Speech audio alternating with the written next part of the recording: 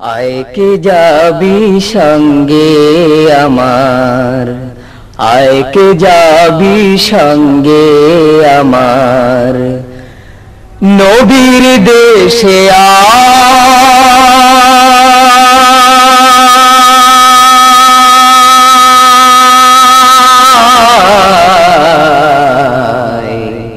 নবীর দেশে আয়।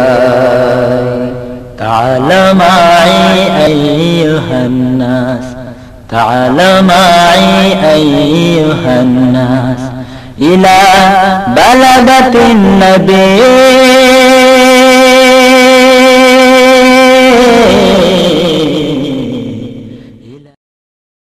تفسير القرآن محفل، تفسير القرآن محفل পল্টনে আল্লামা সাঈদীর, পল্টনে আল্লামা সাঈদীর তাফসীরুল কুরআন মাহফিল, তাফসীরুল কুরআন মাহফিল, তাফসীরুল কুরআন মাহফিল পল্টনে আল্লামা সাঈদীর, পল্টনে আল্লামা সাঈদীর তাফসীরুল কুরআন মাহফিল।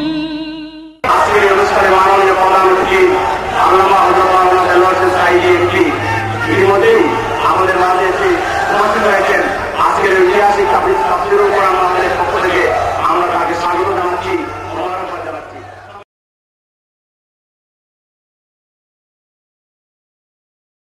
الحمد لله نحمده ونستعينه ونستغفره ونعوذ بالله من شرور أنفسنا ومن سيئات أعمالنا، من يهد الله فلا مضل له ومن يضلل فلا هادي له، ونشهد أن لا إله إلا الله وحده لا شريك له، ونشهد أن سيدنا وحبيبنا ومولانا محمدا عبده ورسوله الذي أرسله بالحق بشيرا ونذيرا وداعيا إلى الله بإذنه وسراجا منيرا. فقد قال الله تعالى في كلامه المجيد وفرقان الحميد: أعوذ بالله من الشيطان الرجيم، بسم الله الرحمن الرحيم.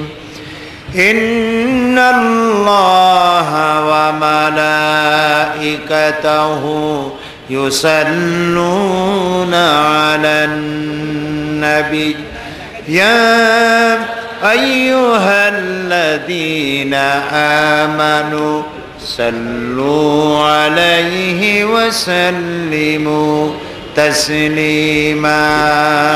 اللهم صل على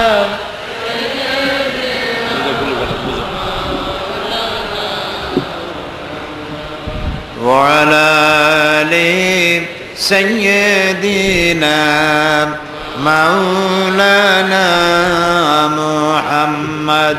প্রাণ খুলে মহব্বতের সাথে সবাই পড়েন আল্লাহুম্মা সাল্লি আলা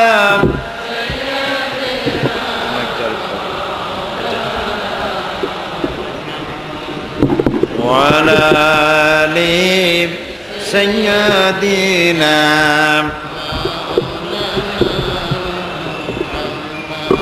বালাগাল উলা বিকামালিহি كشف الدجى بجماله، حسنت جميع خصاله، صلوا عليه درفشانی ने तेरी कतरों को दरिया कर दिया, दिल को रोशन कर दिया, आँखों को बीना कर दिया। बलगल उला बिकमालिही कशफत दुजा बिजमालिही, हसनत जमीअ खसालिही, सल्लु अलैहि। खोदना थे जुराह पर गैरों के हादी बन गए, क्या नजर थी जिसने बंदूक को मसीहा कर दिया।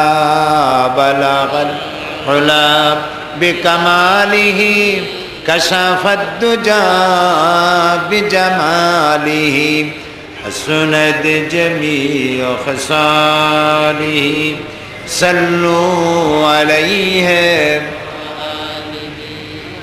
जनाब सभापति, हजरात, उलमाए किराम, सम्मानित उपस्थित भाइয়েরা, পর্দার আড়ালের মা এবং বোনেরা, আসসালামু আলাইকুম ওয়া রাহমাতুল্লাহি ওয়া বারাকাতুহু। আমরা আল্লাহ রাব্বুল ইজ্জত ওয়াল জালাল তার দরবারে লাখো কোটি শুকর আদায় করি যে আল্লাহ তাআলা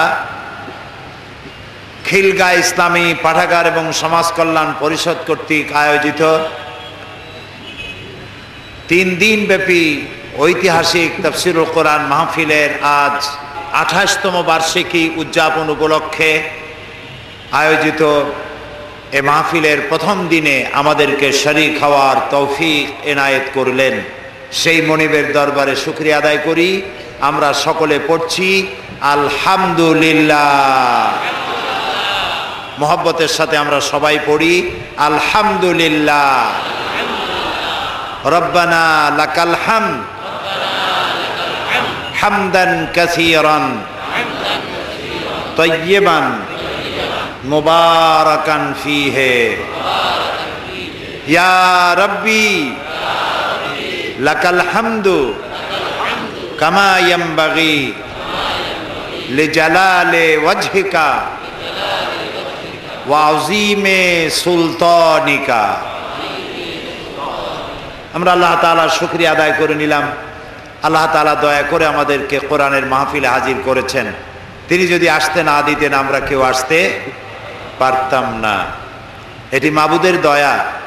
পূর্ণ 1 বছর পর আবারও আমরা এই পল্টনের ঐতিহাসিক পল্টন ময়দান, অনেক ইতিহাসের চড়াই উতরাইয়ের সাক্ষী এই পল্টন ময়দান।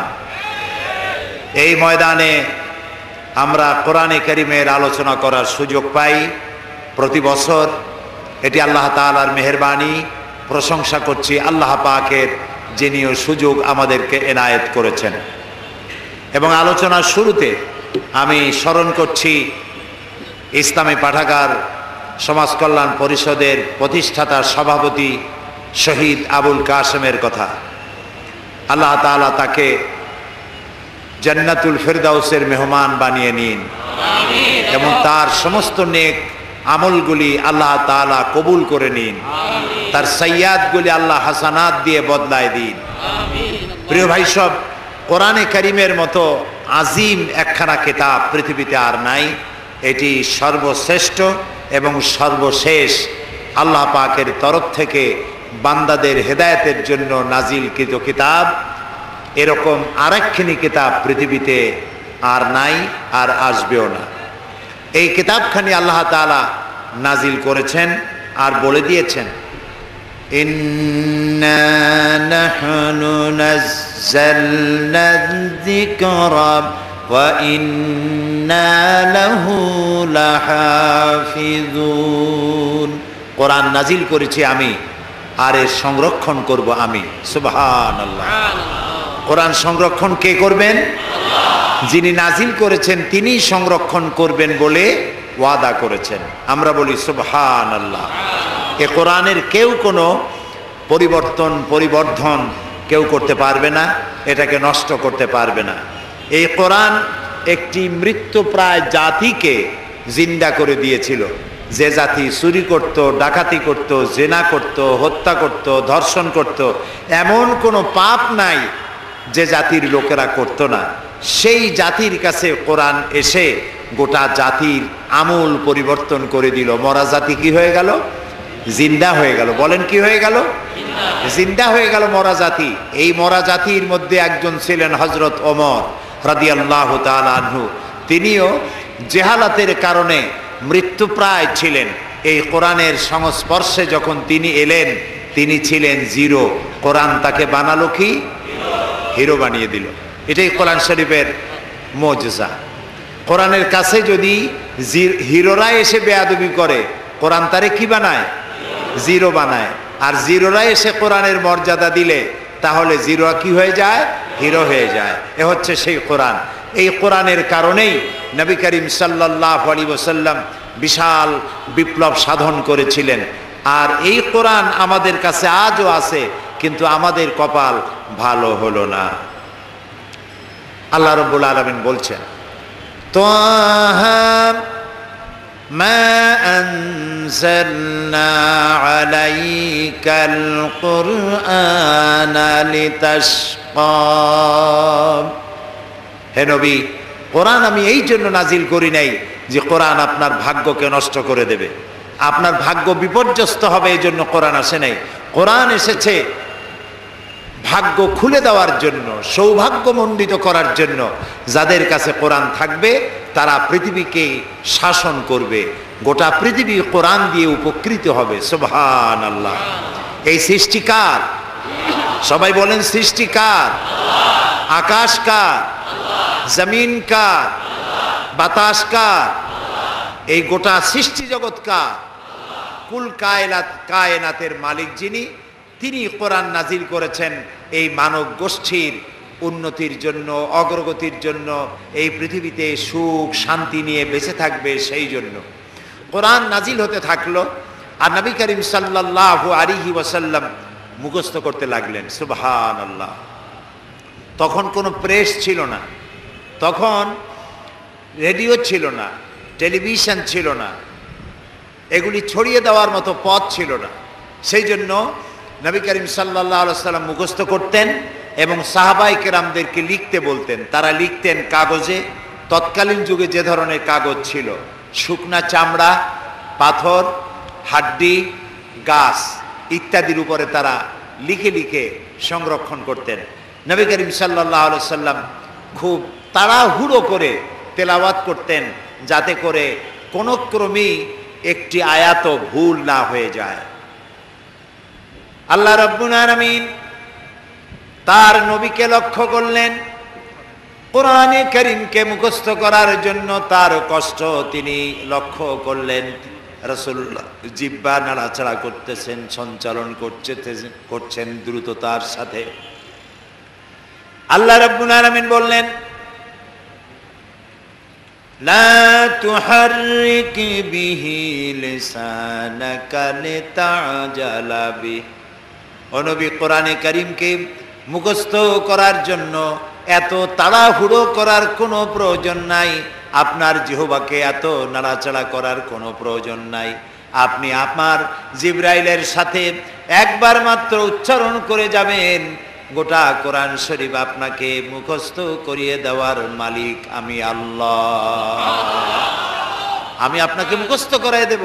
আপনি তো পড়তে পারেন না, আমি আপনাকে পড়ার তৌফিক দেব। আপনি মুখস্থ করতে পারবেন, পড়তে পারবেন, পড়ে পড়ে মানুষকে বুঝাইতে পারবেন, সে তৌফিকও আমি আপনাকে দান করব। সুবহানাল্লাহ। প্রিয় ভাই সব, নবী করিম সাল্লাল্লাহু আলাইহি ওয়াসাল্লাম যখন কোরআনে কারীমকে এভাবে তেলাওয়াত করতেন, কাফেরেরা মনে করত যে মুহাম্মদ সাল্লাল্লাহু আলাইহি ওয়াসাল্লাম না জানি তিনি পাগল হয়ে গেছেন।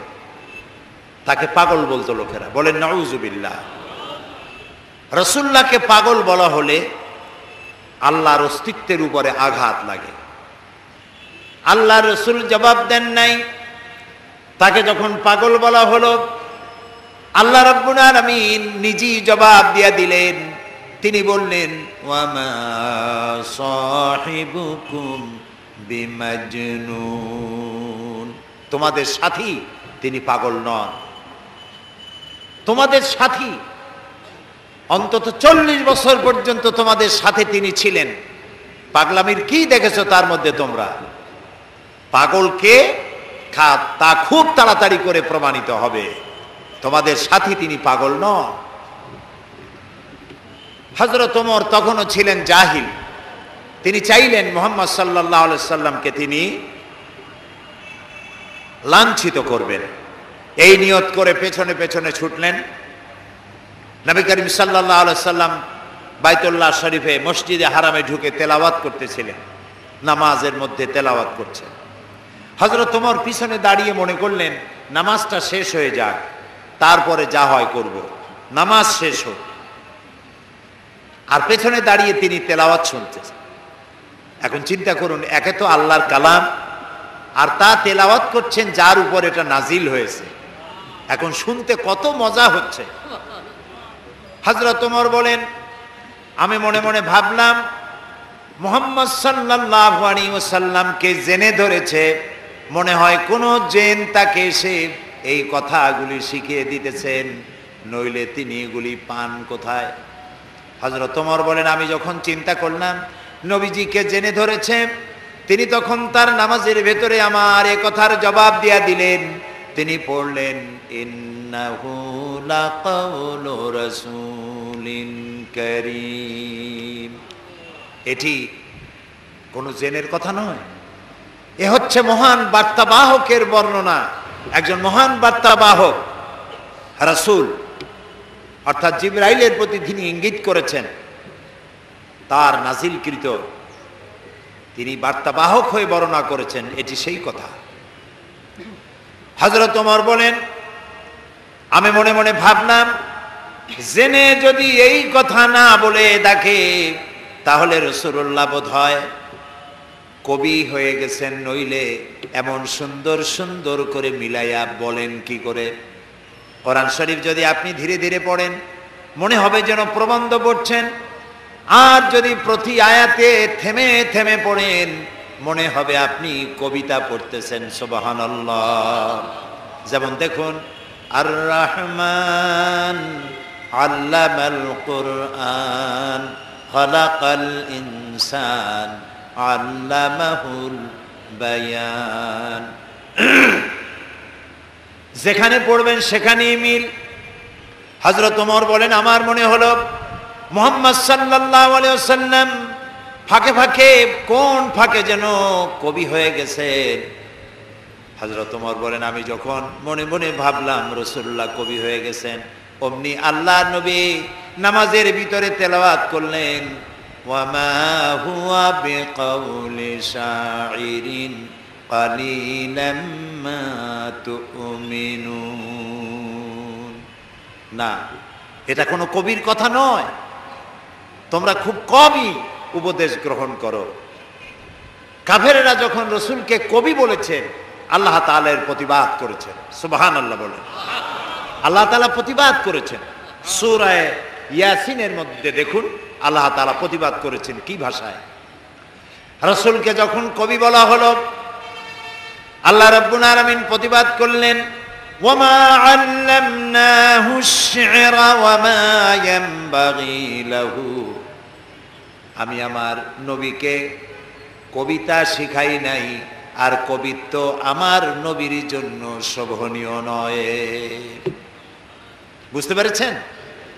লক্ষ্য করুন আল্লাহ কি বলছেন, আমি আমার নবীকে কবিতা শিখাই নাই, আর কবিতা আমার নবীর জন্য শোভনীয় নয়।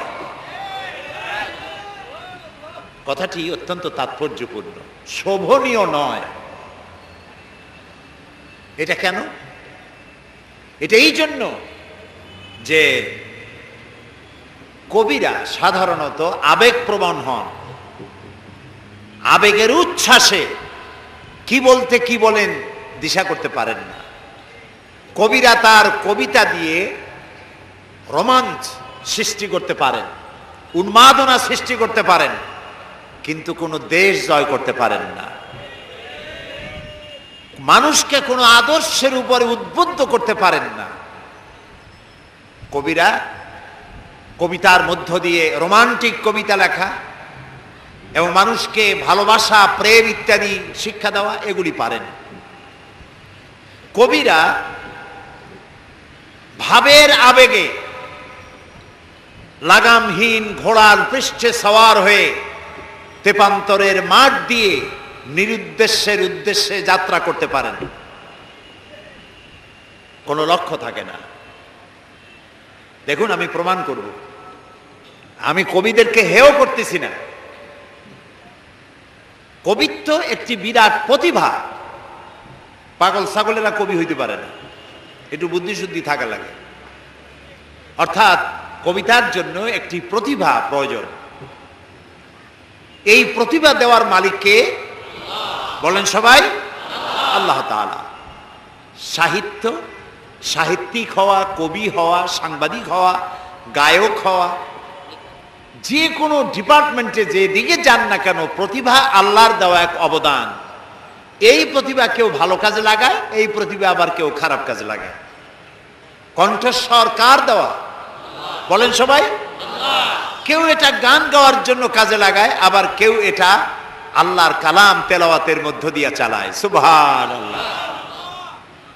তো কবিতা রচনা করা, কবিতা লেখা, এটি একটি প্রতিভা নিঃসন্দেহে। কিন্তু ওই যে আবেগ, আবেগ আবেগের বশবর্তী হয়ে কবিরা এমন সব কথা বলেন বাস্তবতার সাথে যার কোনো মিল থাকে না। আমি আলোচনা করতে গিয়ে মাঝে মধ্যে একথা বলি, জাতীয় কবি কাজী নজরুল ইসলাম আমাদের জাতীয় কবি। যে সময় আমাদের পক্ষে, মুসলমানদের পক্ষে কলম ধরার লোক ছিল না, তখন তিনি আমাদের মুখ রক্ষা করেছেন। কথা বোঝেন না? তিনি রসুলের শানে যেসব কবিতা লিখেছেন, আল্লাহর শানে যেসব গান লিখেছেন, আল্লাহ যদি ইচ্ছে করেন এই কারণেই আল্লাহ তাআলা তাকে জান্নাত দিয়ে দিতে পারেন। কি সুন্দর গান তিনি রচনা করেছেন, আল্লাহ তার দোয়াও কবুল করেছেন। তিনি প্রার্থনার একটি গান বানিয়েছিলেন নিজের জন্য, মসজিদেরই পাশে আমার কবর দিও ভাই, যেন সকাল সন্ধে মুয়াজ্জিনের আজান শুনতে পাই। তার এই আকাঙ্ক্ষা, এই আকুতি, এটা কি কবুল হয়েছে? এরকম আসতে বলেন কেন? আপনারা ঢাকার মানুষ, চোখে তো দেখতেছেন, কবুল হয়েছে কি না? কবুল হয়েছে। এবং মসজিদের পাশেই কবর হয়েছে। মসজিদের আজান শোনার জন্য তিনি কবর চেয়েছেন মসজিদের পাশে। আবার এমন কবিরও জন্ম হয়েছে বাংলাদেশের, দুর্ভাগ্যক্রমে এদেশে, যে লোক আজানের মধ্যে বেশ্যার আওয়াজ শোনে। এমন কপাল পোড়া কবির জন্মও এখানে হয়েছে, ঠিক না? এখন কাজী নজরুল ইসলাম বিশাল প্রতিভা, বিশাল প্রতিভা। আর প্রতিভা যার হয় ছোটবেলা থেকেই বোঝা যায়। তিনি একবার স্কুলে যাচ্ছিলেন, বাসে ঝুলিয়া, নাম ছিল দুখু মিয়া। স্কুলে যাচ্ছেন, বাসে চড়ে যাচ্ছেন, এক বুড়া মানুষ তার পাশে দাঁড়ানো, দাড়ি পাকা। কাজী নজরুল ইসলাম তখন বোধহয় 4-5 ছাত্র হবেন। তিনি ওই বুড়া মিয়াকে জিজ্ঞেস করছেন, চাচা আপনার বয়স কত? এখন চাচার মেজাজ খারাপ হয়ে গেছে, স্বাভাবিকভাবে ছোট্ট ছেলে যদি আপনার বয়স জিজ্ঞেস করে মেজাজ খারাপ হবে না? রাগ করে বলছে যে আমার বয়স কত তা তোমার দরকার কি? কয় না চাচা, একটু জানতে চাচ্ছি আপনার বয়স কত। তো বেচারা বলেছে আমার বয়স 60 বছর তো পার হয়ে গেছে। কেন জিজ্ঞেস করলে বাবা? কাজী নজরুল ইসলাম বললেন যে জিজ্ঞেস করলাম এই কারণে, 60 বছর বয়স হয়েছে, এখন আপনি নিজ পায়ে দাঁড়াতে শেখেন নাই। লোকটি তাকায় দেখলো তার নিজের পা একখানা নজরুলের পায়ের উপরে। তখন ওই বাচ্চা বুড়া বলতেছে, মর্নিং শোজ দ্য ডে, প্রভাতই বলে দেয় দিনটা কেমন যাবে। সুতরাং এই বাচ্চা তো বড় হলে কিছু একটা হবে। তিনি বিশাল মাপের কবি, কিন্তু দেখুন আবেগে তাকে কোথায় নিয়ে গেছে, বাস্তবতার যেখানে মিল নেই। তিনি গান রচনা করেছেন তার প্রিয়তমার নামে, মোর প্রিয়া হবে এসো রানী, দেব খোপায় তারার ফুল। যাকে উদ্দেশ্য করে তিনি এই গানটা লিখেছেন সেই প্রিয়তমাকে যদি সত্যি তিনি পেতেন তাহলে আকাশের তারা খসায় এনে খোপায় পরাতে পারতেন কি? পারতেন। তিনি বলেছেন, ওই গানের মধ্যেই বলেছেন যে তোমাকে যদি পাই তাহলে রংধনুর রং আর জ্যোৎস্নার রং দুটোতে মিলিয়ে আলতা বানিয়ে তোমার পায়ে পরিয়ে দিতাম। আছে না গানে? সত্যি যদি ওই প্রিয়তমাকে তিনি লাভ করতে পারতেন তাহলে রংধনুর রং আর জ্যোৎস্না মিলিয়ে আলতা বানাইতে পারতেন।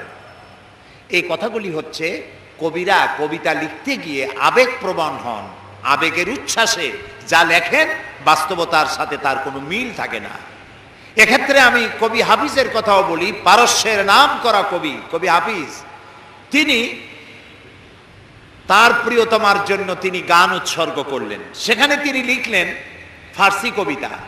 তার অর্থ ছিল এরকম যে আমার প্রিয়তমার লাল গালের উপরে একটি কালো তিল আছে, প্রিয়তমার লাল গালে একটি কালো তিল আছে, এই তিলটি যদি আমি লাভ করতে পারি, এটি যদি আমি পাই তাহলে সামারকান্দ এবং বুখারার মতো রাজত্ব আমি বিলাই দিতে পারি। তখন সামারকান্দ এবং বুখারার রাজা ছিলেন তৈমুরলং। তৈমুরলং এই গান শুনিয়া পুলিশ পাঠায় দিল, ব্যাটারে ধরে নিয়ে। হাফিজ তো প্রমাদ গুনলেন এবং বুঝতে পেরেছেন তাকে ধরতে পুলিশ পাঠানো হলো কেন। তিনি পথে পথে গানটারে উল্টায় ভালাইলেন।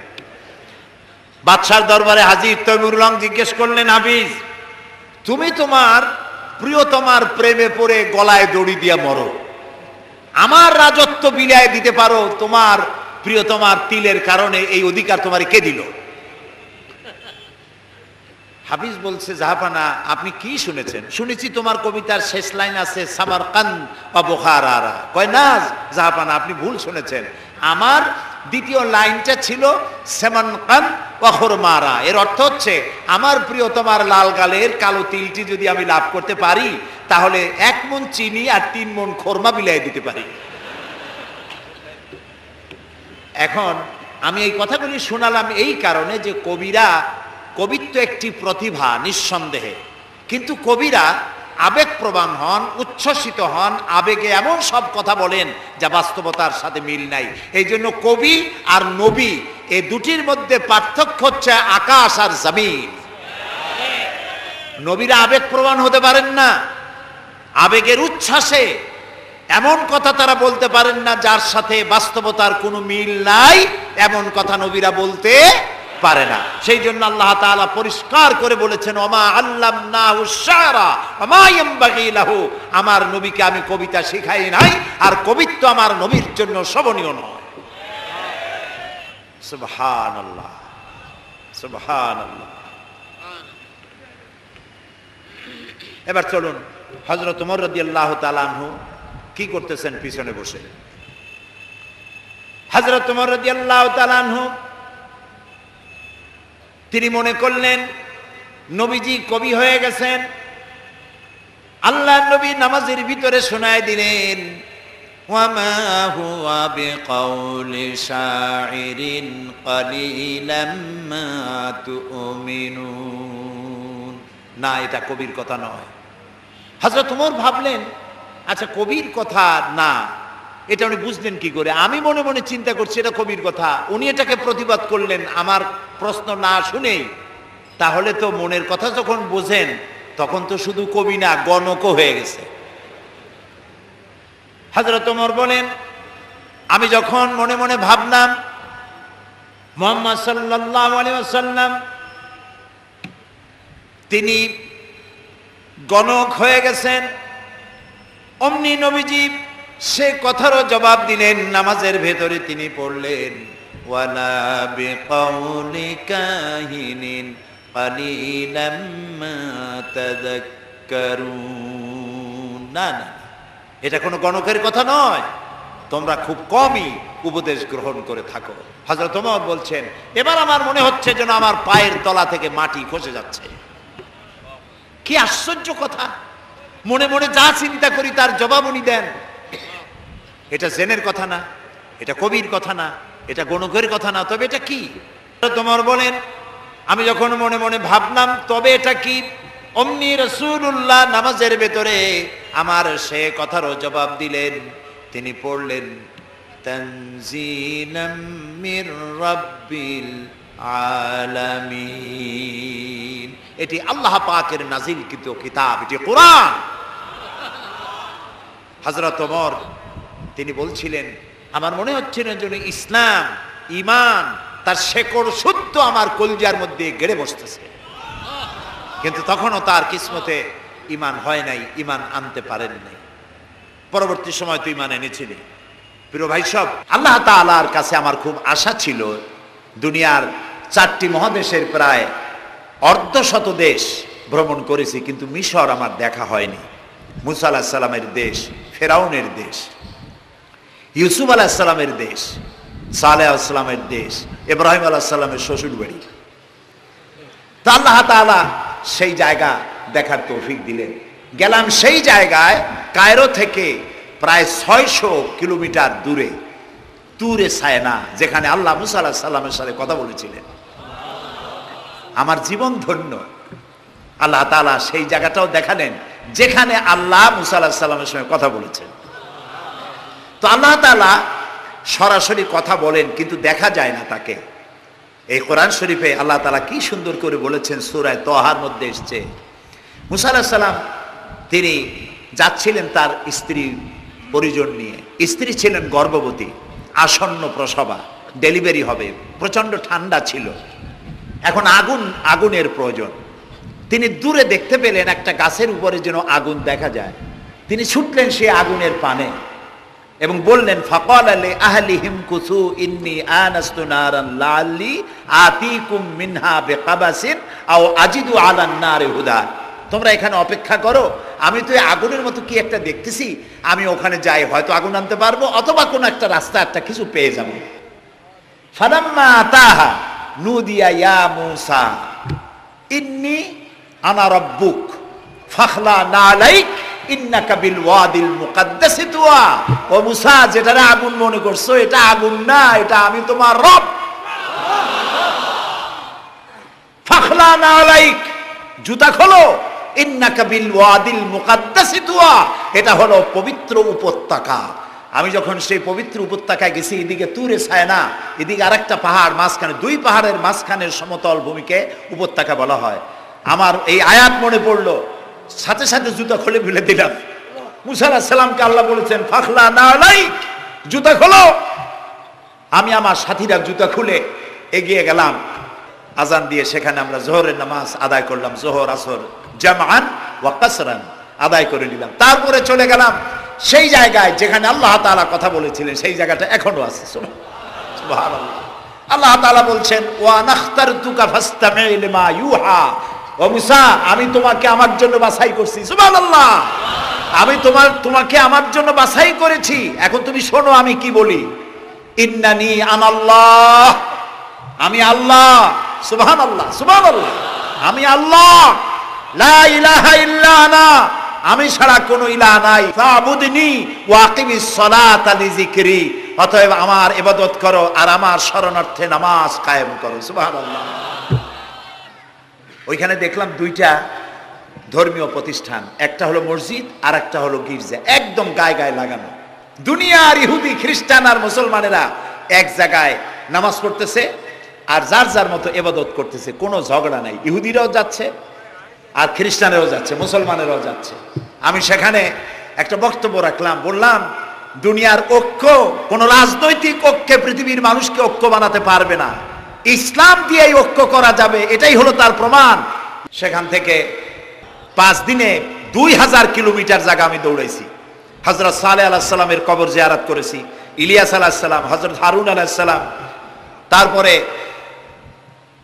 হযরত লোকমান, কোরআন শরীফে যে সূরা লোকমান আছে, হযরত লোকমান, তার কবর জিয়ারত করার তৌফিক আল্লাহ তাআলা দান করেছেন। বিশাল দেশ, দেখার মতো বহুত কিছু আছে, কিন্তু দেখা হয় নাই। তখনও মুসা আলাইহিস সালামের সাথে বেয়াদবি করলো সেই মিস্টার ফেরাউন কই। তারপরে চলে গেলাম মিউজিয়ামে, পিরামিড দেখলাম, নীল নদ দেখলাম, আল্লাহ দেখাইলেন। তারা বলেছেন, আমার জমিন ভ্রমণ করো আর মহাসত্যের অস্বীকারীদের কি পরিণতি করেছি তা দেখো আর তার দ্বারা শিক্ষা গ্রহণ করো। কাজে আল্লাহ দেখতে কইছে, শয়তান দেখা দরকার। ভিতরে ঢুকে দেখলাম গ্লাসের বক্স, সেখানে মিস্টার ফেরাউন চিতই শুয়ে আছে। হায় আল্লাহ, আল্লাহ শুটকি বানাই থুইছে, কাপড় দিয়ে জড়ানো, পাও দুইটা বাইর করা, হাত দুইটা বাইর করা, ঘাটটা এত বড় লম্বা, এরকম চিকুন, কল্লাটা আছে, একটা দাঁত আছে মুখে, হাতে পায়ে কিছু নখও আছে, মাথায় কিছু চুলও আছে। হাজার হাজার বছর আগের লাশ।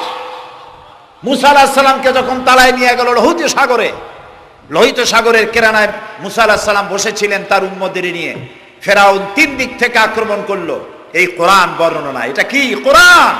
আল্লাহ তাআলা বলছেন, ও নবী, তুমি তো তখন সেখানে উপস্থিত ছিলে না যখন ফেরাউন তার দলবল নিয়ে মুসা আলাইহিস সালামকে তাড়া করেছিল সেই তুরে সায়নায়, তুমি উপস্থিত ছিলে না।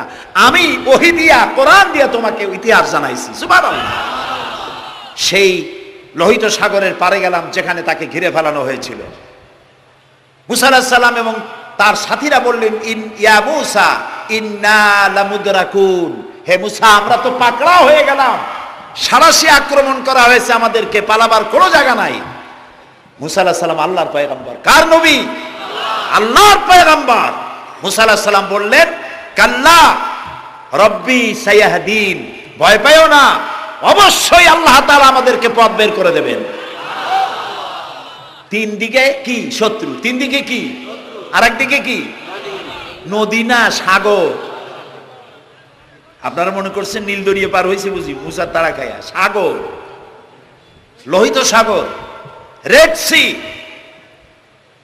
3 দিকে শত্রু, একদিকে সাগর, পালাবার রাস্তা আছে? আল্লাহর পয়গম্বর বলছেন কোনো ভয় নাই, অবশ্যই রব্বি সায়াহদিন, অবশ্যই আল্লাহ আমাদের পথ বের করে দেবেন। আল্লাহ তাআলা খুশি হয়ে গেলেন। সুবহানাল্লাহ। আল্লাহ এটাই চান, আল্লাহ এটাই চান। আল্লাহ তাআলা সমুদ্রকে ভাগ করে দিলেন। সুবহানাল্লাহ। সমুদ্র ভাগ হয়ে গেল। এগুলি গল্প কি? কোরআন। কোরআন। সাগর ফেটে গেল। মুসা আলাইহিস সালাম আর তার দলবল নিয়ে সাগরের মাঝখানে চলে গেছেন। ফেরাউন তার দলবল নিয়ে এসে দেখে, বাহ, এ তো ভালোই, রয়্যাল বোট। ও মনে করছে ওর বাজানের তৈরি করা রাস্তা, ওর সমস্ত সেনাবাহিনী নিয়ে নেমে পড়েছে। যেই না সাগরের মাঝখানে আসছে, মুসা আলাইহিস সালাম তার দলবল নিয়ে ওপার চলে গেছেন। আল্লাহ হুকুম করলেন, যিনি হুকুম করেছিলেন সাগর ফেটে যা, মুসার জন্য রাস্তা বানায় দে, সেই আল্লাহ বললেন সাগর রাস্তা বন্ধ করে দে। রাস্তা বন্ধ হয়ে গেল। এখন ফেরাউন আর তার দলবল পানিতে চুবনি খাইতে খাইতে সাথের লোকেরা সব শেষ। এখন ফেরাউন একা সমুদ্রের ঢেউতে ডোবে আর ওঠে, পানি খেতে খেতে পেটটা পুটকা মাছের মতো মোটা হয়ে গেছে। দেখে যে জান আর টেকে না, নাক দিয়েও পানি পড়ে, কান দিয়েও পানি পড়ে। এখন বলছে, আমানাত বিহি বানু ইসরাইল, ঈমান আনলাম সেই আল্লাহর উপরে যে আল্লাহর উপরে ঈমান আনছে বনি ইসরাইলেরা, তার উপর ঈমান আনলাম। আল্লাহ তাআলা বললেন, আল আন, এখন, ওয়াকাদ আসাইতা কাবলু ওয়া কুনতা মিনাল মুফসিদিন। ও বলল, আনা মিনাল মুসলিমিন। আল্লাহ, আমি তো এই কলেমা পড়লাম আর তো মুসলমান হইলাম, এখনো সুবাও কে? আল্লাহ কয়, এখন, ওয়াকাদ আসাইতা কাবলু, এর আগে তুমি আমার সাথে বিরোধিতা করেছো, বিদ্রোহ করেছো, আমার মানুষের উপর অত্যাচার করেছো, ওয়া কুনতা মিনাল মুফসিদিন, আর তুমি হচ্ছ সন্ত্রাসীর একজন বড় সন্ত্রাসী, বিপর্যয় সৃষ্টিকারী। শোনো ফেরাউন, আজকে আমি তোমারে শুধু মারবই না, আমি তোমাকে মৃত্যু দেব, আর তোমার আলিয়াউমা নুনাজ্জিকা বিবাদানিক, আমি তোমার শরীরকে হেফাজত করব। তোমার শরীর পানিতে পচবে না, পোকা মাকড়ে, জলচর প্রাণী, স্থলচর প্রাণী কেউ খাবে না, মাটিতেও তুই পচবি না, তোরে শুটকি বানায় রাখবো কিয়ামত পর্যন্ত। আল্লাহর সাথে যারা নাফরমানি করবে, আর এই নাফরমানদেরকে যারা কলম দিয়া লিখে, বক্তৃতা করে, রাজনীতি দিয়া যারা আল্লাহর নাফরমানদেরকে সাহায্য করবে, নমরুদের মতো, ফেরাউনের মতো আল্লাহ চুবাইয়া দুনিয়া থেকে জুতা মেরে বিদায় করে দেবেন। প্রিয় ভাই সব, কোরআন নাজিল হচ্ছে, নবীজি মুখস্থ করতেছেন, মুখস্থ করতে গিয়ে তাড়াহুড়ো করতেছেন, জিহ্বা সঞ্চালন বেশি করতেছেন, যাতে করে একটি আয়াত বাদ না পড়ে যায়, একটি জের জবর বাদ না পড়ে যায়। আল্লাহ রাব্বুল আলামিন নবীজির এই কষ্ট দেখে আল্লাহ তাআলা বললেন লা তুহাররিক বিহি লিসানাকা লিতাজালা বিহি। ও নবী, কোরআনে কারীমকে মুখস্থ করার জন্য এত তাড়াহুড়ো করার কোনো প্রয়োজন নাই, আপনার জিহ্বাকে এত নাড়াচাড়া করার কোনো প্রয়োজন নাই। আপনি আপনার জিবরাইলের সাথে একবার মাত্র উচ্চারণ করে যাবেন, গোটা কোরআন শরীফ আপনাকে মুখস্থ করিয়ে দেওয়ার মালিক আমি আল্লাহ। আমি আপনাকে মুখস্থ করাই দেব। আপনি তো পড়তে পারেন না, আমি আপনাকে পড়ার তৌফিক দেব। আপনি মুখস্থ করতে পারবেন, পড়তে পারবেন, পড়ে পড়ে মানুষকে বুঝাইতে পারবেন, সে তৌফিকও আমি আপনাকে দান করব। সুবহানাল্লাহ। প্রিয় ভাই সব, আমি বলতেছিলাম আল্লাহ তাআলা ওহী দেওয়ার সময় পর্দার আড়াল থেকে দেন, কথা বলেন, সরাসরি বলেন না, পর্দার আড়াল থেকে বলেন। মুসা আলাইহিস সালাম যখন আল্লাহর সাথে কথা বলতেছিলেন, তখন এক পর্যায়ে মুসা আলাইহিস সালাম আবেগে এসে গেলেন, কারণ তিনি কথা বলতেছেন কার সাথে? সুবহানাল্লাহ বলবেন না? দেখেন না, এই কোরআন শরীফে আল্লাহ তাআলা জিজ্ঞেস করলেন ওমা তিলকা বিয়ামিনিকা ইয়া মূসা, মূসা তোমার ডান হাতে ওটা কি? তো জবাব তো একটাই ছিল, হিয়া আসাই, এটা একটা লাঠি। কিন্তু তিনি তা বললেন না, তিনি বললেন হিয়া আসাই আতাওয়াক্কাউ আলাইহা ওয়া হুশু বিহা ওয়া আলা গানামি ওয়ালিয়া ফিহা মাআরিব উখরা। এটা একটা লাঠি, এটা দিয়ে ভর করি আমি চলি, এটা দিয়ে উট ভেড়া তাড়াই, আরো অনেক কাম এইগুলি করি। এতগুলি কথা তো আল্লাহ জিজ্ঞেস করছিলেন না। আল্লাহ বলছেন ওটা কি বললে সারলো লাঠি, তো এই লম্বা করলেন কেন এত কথা? লম্বা করছেন এই কারণে, মুসা আলাইহিস সালাম কথা বলছেন তার রবের সাথে, হঠাৎ করে এই প্রশ্নটা করে লাঠি বললাম, আর আল্লাহ যদি কথাটা কাট করে দেয় তাহলে তো কথা লম্বা হইল না। আল্লাহর সাথে বেশি লম্বা কথা যেন বলতে পারি, সেই জন্য তিনি লম্বা বানায় দিলেন তার জবাব। সুবহানাল্লাহ। মুসা আলাইহিস সালাম বলছেন রব্বি আরিনি, আল্লাহ কয় লান তারানি, দেখতে পারবে না। তিনি আবারও কয় আল্লাহ আমি তোমারে দেখতে চাই। আল্লাহ তাআলা বললেন তাহলে একটা ইন্টারভিউ দাও, পারবা কিনা? আল্লাহ তাআলা তার ৭০,০০০ নূরের পর্দার ভেতর থেকে নূরের তাজাল্লি নিক্ষেপ করলেন পাহাড়ের উপরে। খাররা মূসা সায়কা, মুসা আলাইহিস সালাম শুধু এক পলক সেই নূরের ঝলক চোখে লাগলো, সহ্য করতে পারেননি, আল্লাহু আকবার বলে চিৎকার মেরে বেহুশ হয়ে পড়ে গিয়েছে। আল্লাহ তাআলাকে দেখা যাবে না, এই চর্মচক্ষু দিয়ে দেখা যাবে না। লা তুদরিকুহুল আবসার, কোন দৃষ্টি শক্তি তার দৃষ্টির সীমানার ভেতরে আল্লাহকে পরিব্যাপ্ত করতে পারবে না। তবে আল্লাহ তাআলা এক সময় দেখা দেবেন। জান্নাতীদেরকে আল্লাহ তাআলা জিজ্ঞেস করবেন, ও আমার জান্নাতীরা, বেহেশতবাসীরা, দুনিয়া যেসব ওয়াদা করছিলাম এইসব কাম করলে জান্নাত পাইবা, তোমরা টাটকা টাটকা সুখগুলো বাদ দিয়া আমারে না দেখা, আমার দোজক না দেখা, জান্নাত না দেখা তাহাজ্জুদ করছিলা, দিন কায়েমের জন্য কষ্ট করছিলা, জেল খাটছো, জরিমানা দিয়েছো, ফাঁসির মঞ্চে চড়েছো, কিচ্ছু পরোয়া করো নাই, আমারে না দেখা তোমরা আমারে ভালোবাসছো, তো জান্নাতের যেসব ওয়াদা করছিলাম পাইছো? জান্নাতীরা বলবেন না, আয় আল্লাহ পাইছি। আল্লাহ তাআলা বলবেন ওলাদাইনা মাজিদ, আমার কাছে আরো আছে। সুবহানাল্লাহ, সুবহানাল্লাহ, আরো আছে। বেহেশতীরা চিন্তা করবে এর থেকে আর আছে কি? আল্লাহর নবী বলবেন, আয় আল্লাহ রাব্বুল আলামিন, জান্নাতবাসী আমার উম্মতেরা বুঝতে পারে নাই তোমার কাছে বেশি কি আছে, তারা বুঝতে পারে নাই। আল্লাহ রাব্বুল আলামিন আমার উম্মতেরা মা বাপ স্ত্রী পুত্র পরিজন ফেলে হিজরত করলো, জেল জরিমানা উঠালো, এত কষ্ট যার জন্য করলো, সেই সৃষ্টিকর্তা আল্লাহকে তারা এখনো দেখতে পায় নাই। আল্লাহ তাআলা তারা তোমাকে দেখতে চায়, সাহস নাই তাদের বলার। আল্লাহ তাআলা তখন বান্দাদের সামনে জালু আফরোজ হবেন, সামনের থেকে সমস্ত হাজার হাজার পর্দা দূরে চলে যাবে। সুবহানাল্লাহ। কোরআন শরীফে আছে আল্লাহ তাআলা রব, তিনি আমাদের কি রব। জালু আফরোজ হবেন জান্নাতীদের সামনে, রব তাকায় থাকবেন বান্দাদের দিকে, আর বান্দারা তাকিয়ে থাকবে রবের দিকে। লক্ষ বছর চলে যাবে, কেউ টের পাবে না কোন ভাগ দিয়ে এত বছর চলে গেল। আল্লাহ আল্লাহ আল্লাহ। কিয়ামতের দিন জান্নাতের যে অনুষ্ঠানে তুমি তোমার বান্দাদেরকে দেখা দিবা, আমরা তো গুনাহগার, অত বড় আশা করতে পারি না। তবু আশা করতে ক্ষতি কি? তোমার নাম রহমান রহিম। জান্নাতের যে অনুষ্ঠানে তুমি তোমার বান্দাদের সাথে দেখা করবা, সেই অনুষ্ঠানের কোন এক কোনায় কানায় আমাদেরকে একটু বৈশা তোমার দেখার তৌফিক দিয়ে দিও মাবুদ। আমরা কি আল্লাহর সাথে দেখা করতে চাই? বলেন, দেখা করতে চাই? যারা জবাব দেন নাই তারা কিন্তু বিপদে। আমরা কি আল্লাহর সঙ্গে দেখা করতে চাই? যদি আমরা আল্লাহর সঙ্গে দেখা করতে চাই, আল্লাহ রাব্বুল আলামিন বলেন, ফামান কানা ইয়ারজু লিকা রাব্বিহি ফালইআমাল আমালান সালিহান ওয়ালা ইউশরিক বিইবাদাতি রাব্বিহি আহাদা। ফামান কানা ইয়ারজু লিকা রাব্বিহি, তোমাদের মধ্যে যে কেউ আল্লাহর সঙ্গে, রবের সঙ্গে যদি কেউ দেখা করতে চায়, দুইটা কাজ করতে হবে। কয়টা কাজ?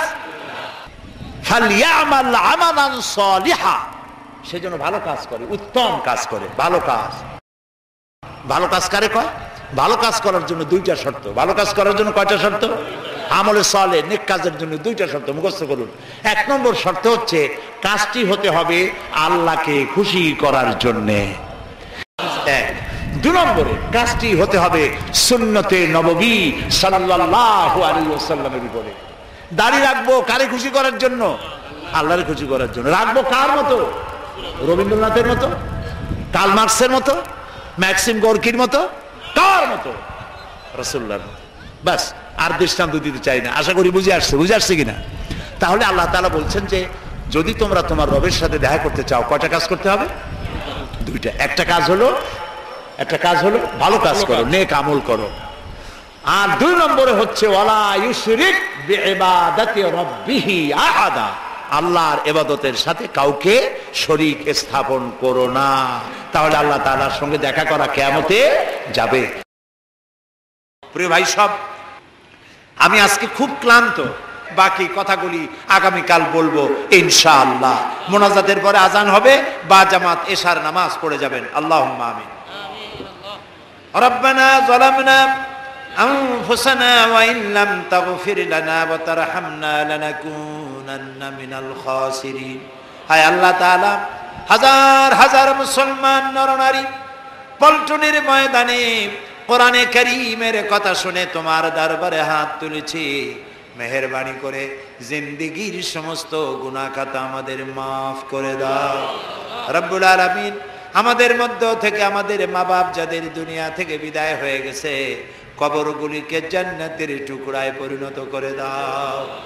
রব্বির হামহুমা কামা রব্বায়ানি সগীরা। সবাই পড়েন, রব্বির হামহুমা কামা রব্বায়ানি সগীরা। হায় আল্লাহ তাআলা, তাম পৃথিবীতে মুসলমানেরা আজ বড়ই বিপদে আছে। আল্লাহ তুমি দয়া করে বিপদগ্রস্ত মুসলমানদেরকে সাহায্য করো রব্বুল আলামিন। আয় আল্লাহ তাআলা, আমাদের প্রিয় জন্মভূমি বাংলাদেশের উপরে রহমত নাজিল করো। এই কোরআনে কারীমের মাহফিলকে আগামী আরো 2 দিন চলবে। আল্লাহ তুমি দয়া করে তোমার আপন কুদরতে মাহফিল পরিচালিত করে দিও। আল্লাহ তাআলা, তোমার বান্দারা তাদের বন্ধু বান্ধব নিয়ে প্রতিদিন হাজির হতে পারে, কোরআন শুনতে পারে, আমল করতে পারে, তৌফিক দান করে দিও। আয় আল্লাহ তাআলা, কোরআন শরীফের মাহফিলে যারা আসেন এদের কাউকেই পথ খরচা দিয়ে আনা হয় না, খাইতেও দেওয়া হয় না। তোমার কোরআন শুনতে আসে। আল্লাহ, এই কোরআন পাগল মুসলমানদেরকে কোরআন বোঝার তৌফিক দান করে দাও, কোরআন আমল করার তৌফিক দান করে দাও। আল্লাহ তাআলা, ইসলামী পাঠাগার 28টি বছর ধরে কোরআনের এই খেদমত করছে তোমার দয়ায়। আল্লাহ তাআলা, তোমার বান্দাদের বসার জন্য বিশাল আয়োজন তারা করে। আল্লাহ তাআলা, তারা যেন ঋণগ্রস্ত হয়ে না থাকে, প্রতিদিন তোমার বান্দাদেরকে এদেরকে সাহায্য করার তৌফিক মন তুমি তৈরি করে দিও। আল্লাহ তাআলা, ইসলামী পাঠাগার ডেকোরেটরদের কাছে, মাইকের কাছে, লাইটের কাছে, প্রচার বিভাগের কাছে কোন রকম ঋণগ্রস্ত না থাকে, তোমার বান্দা বান্দিরা প্রয়োজন মাফিক পয়সা করি দিতে পারে, তৌফিক সকলকে দান করে দিও। আল্লাহ তাআলা, এই মাহফিল উপলক্ষে শত শত বুক স্টল এখানে এসেছে, যারা ইসলামের বই বিক্রি করে, কোরআন হাদিস ইসলামের বই। যেগুলি পড়লে পরে ইমান তাজা হয়, নোবেল, নাটক, উপন্যাস পড়লে পরে আর যাই হোক ইমান তৈরি হয় না, চরিত্র তৈরি হয় না। আল্লাহ তাআলা ইমান এবং চরিত্র তৈরি করার জন্য, জাহান্নাম থেকে বাঁচার জন্য, জান্নাতে যাওয়ার জন্য এইসব বইপত্র খরিদ করার তৌফিকও এই শ্রোতা বর্গকে আল্লাহ তুমি দয়া করে দান করে দিও। রব্বুল আলামিন, আমাদের যার যে অসুখ বিসুখ আছে আল্লাহ তুমি মাফ করে দিও। আমাদের উপরে তোমার খাস রহমত আল্লাহ আমরা কামনা করছি। আল্লাহ তাআলা, হসপিটালে আমাদের অনেক রুগী আছে, তুমি জানো। আল্লাহ তাআলা তুমি দয়া করে হসপিটালে যারা রুগী আছে রুগীদেরকে শেফায়ে আজেলা, শেফায়ে কামেলা দান করে দিও। রব্বানা তাকাব্বাল মিন্না ইন্নাকা আনতাস সামিউল আলিম ওয়া তুব আলাইনা ইন্নাকা আনতাত তাওয়াবুর রহিম। সুবহানা রাব্বিকা রাব্বিল ইজ্জাতি আম্মা ইয়াসিফুন ওয়া সালামুন আলাল মুরসালিন ওয়ালহামদুলিল্লাহি রাব্বিল আলামিন। ওয়াজআল আখিরা কালামিনা ইনদাল মাউত লা ইলাহা ইল্লাল্লাহু মুহাম্মাদুর রাসূলুল্লাহ। আসসালামু আলাইকুম ওয়া রাহমাতুল্লাহ। তাফসীরুল কুরআন মাহফিল, তাফসীরুল কুরআন মাহফিল, পল্টনে আল্লামা সাঈদীর, পল্টনে আল্লামা সাঈদীর তাফসীরুল কুরআন মাহফিল, তাফসীরুল কুরআন মাহফিল, তাফসীরুল কুরআন মাহফিল, পল্টনে আল্লামা সাঈদীর, পল্টনে আল্লামা সাঈদীর তাফসীরুল কুরআন মাহফিল, তাফসীরুল কুরআন মাহফিল, তাফসীরুল কুরআন মাহফিল, পল্টনে আল্লামা সাঈদীর, পল্টনে আল্লামা সাঈদীর তাফসীরুল কুরআন মাহফিল, তাফসীরুল কুরআন মাহফিল, তাফসীরুল কুরআন মাহফিল, পল্টনে আল্লামা সাঈদীর, পল্টনে আল্লামা সাঈদীর তাফসীরুল কুরআন মাহফিল, তাফসীরুল কুরআন মাহফিল, তাফসীরুল কুরআন মাহফিল।